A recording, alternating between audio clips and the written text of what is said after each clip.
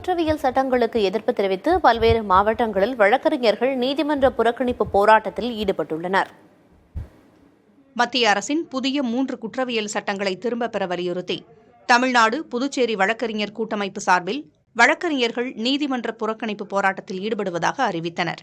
அதன்படி மதுரையில் வழக்கறிஞர்கள் சங்கம் சார்பில் 100க்கும் மேற்பட்ட வழக்கறிஞர்கள் மாவட்ட நீதிமன்ற வாயில் முன்பாக அமர்ந்து உண்ணாவிரத போராட்டத்தில் ஈடுபட்டுள்ளனர். அப்போது புதிய சட்டங்களுக்கு ஆதரவு தெரிவித்து மற்றொரு வழக்கறிஞர்கள் குழு போட்டி போராட்டம் நடத்தியது. இதனால் இரு தரப்பினரிடையே திடீரென்று தள்ளுமுள்ளு ஏற்பட்டதால் சிறிது நேரம் பரபரப்பான சூழல் நிலவியது.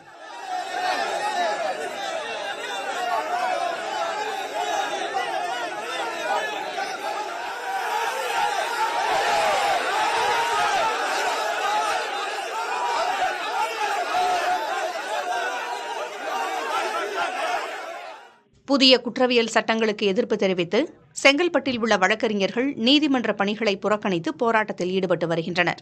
தூத்துக்குடியில் வழக்கறிஞர்கள் நீதிமன்ற புறக்கணிப்பில் ஈடுபட்டிருப்பதால் வழக்கு விசாரணைகள் பாதிக்கப்பட்டுள்ளன.